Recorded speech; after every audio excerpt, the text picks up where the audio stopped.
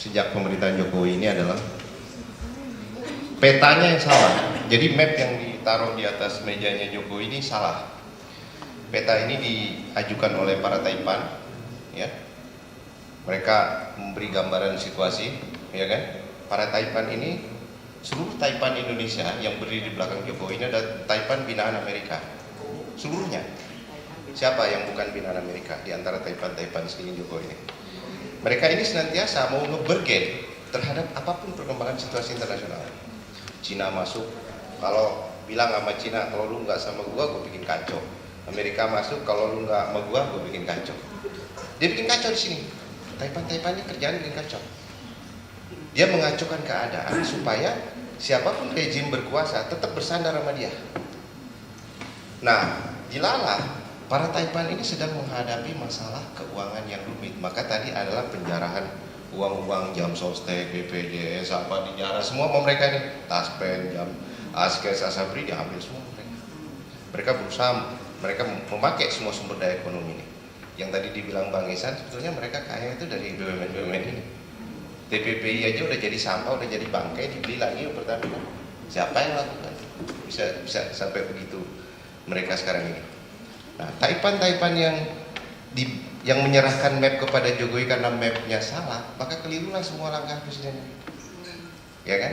Sementara di bagian lain ada perubahan dunia yang bergerak lurus, nggak mau kompromi. Ya kan? Seluruh baper lama Taipan kotor, penyimpan uang kotor ini semua ini hendak disingkirkan di dalam tatanan ekonomi global sekarang karena ekonomi dunia menghadapi keadaan unbalance. Uang kotor itu sudah terlalu mendominasi dunia. Maka tahun 2015 Sri Mulyani itu menulis artikel judulnya Dirty Money and Development. Uang kotor dan pembangunan katanya. Jadi menteri dia. Kenapa dia menulis begitu? Kenapa beraninya seorang yang kemudian menjadi menteri, mantan Bank Dunia, Direktur Bank Dunia, menulis uang kotor dan pembangunan? Uang kotor itu apa? Uang hasil drug, prostitusi, money laundry, kejahatan keuangan, macam-macam. Perdagangan senjata, kan itu kriminal semua. Narkoba mau dibawa oleh dia menjadi modal pembangunan untuk mengatasi kemiskinan. Baca, tulis saja, itu ada artikelnya Bu di media internasional, judulnya Sri Mulyani Dirty Money and Development, uang kotor dan pembangunan. Pada uang kotor dan pembangunan, itulah proposal Taipan ini ternyata. Maka begitu jadi ke sini dia menggelar tax amnesty, hendak mengampuni seluruh kejahatan keuangan dan uang-uang kotor untuk dicuci di dalam sistem Indonesia. Tax amnesty itu adalah satu kegiatan pencucian uang oleh negara. Karena dia tidak mau tahu lagi asal usul uang dicuci oleh negara, jadi legal, masukin ke APBN, bayar denda ke APBN, uangnya dikembalikan ke pemiliknya. Itulah proposalnya dan diterima, ya kan? Tapi ternyata yang nggak ditolak oleh internasional.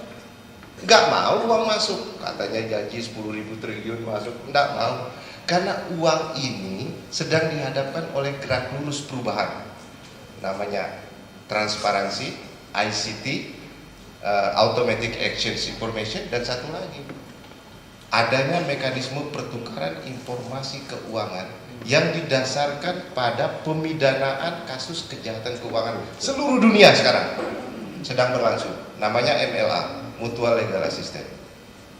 Akhirnya tanda tangani juga terpaksa oleh Jokowi 2018.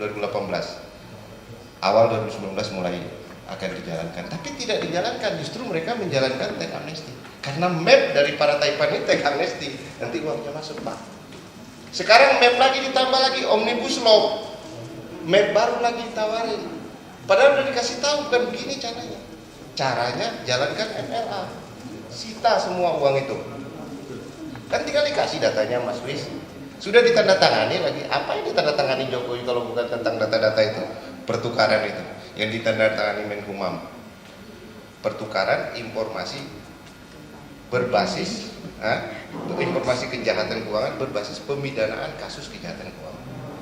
Jadi pidana dulu, makanya KPK bilang Samsul Nur Salim akan kita adili dengan MLA.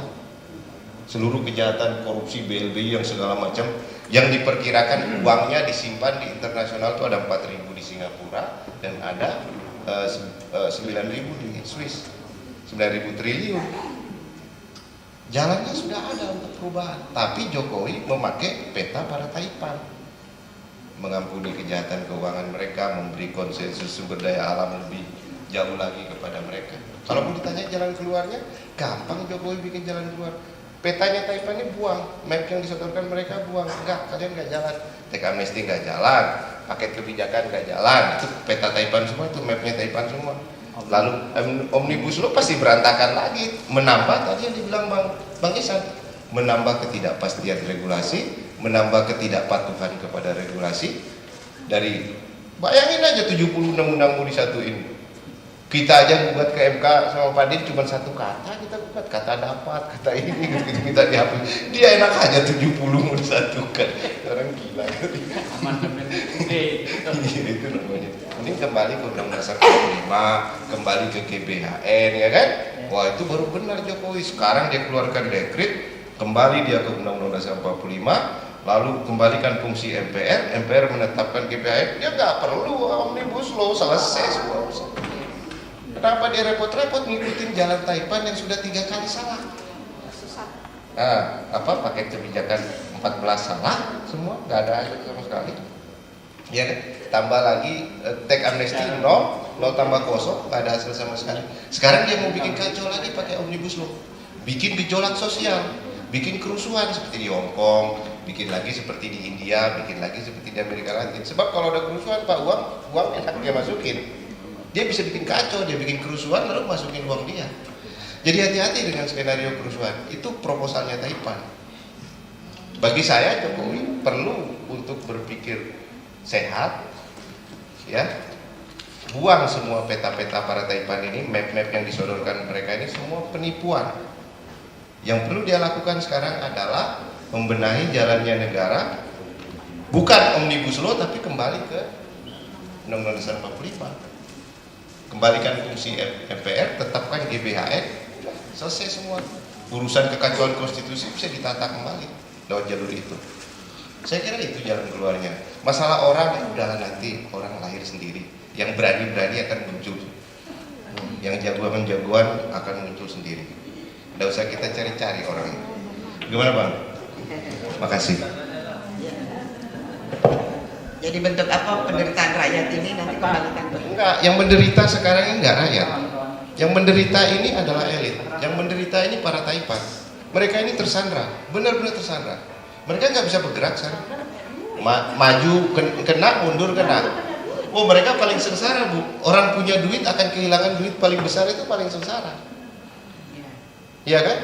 Maka sekarang misalnya ada ini kejadian virus corona. Ini akan semakin menambah tekanan bagi mereka. Rakyat biasa-biasa aja, ya kan?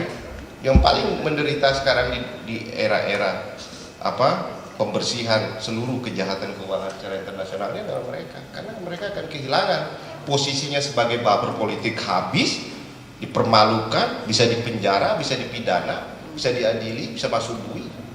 Kalau mereka semua ini masuk bui, selamat bangsa kita. Kita bisa kembalikan semua kekayaan yang digarong dari sejak pemerintahan Orde Baru sampai dengan saat ini. Pakai mutual legal assistance, pertukaran informasi keuangan berbasis pemidanaan kasus kejahatan keuangan yang dilakukan selama berpuluh-puluh tahun di Indonesia. Selesai masalah. Jadi nggak usah khawatir dengan proposal ini. Jadi kita nggak perlu tidak setuju dengan proposal ini. Ini proposal yang benar.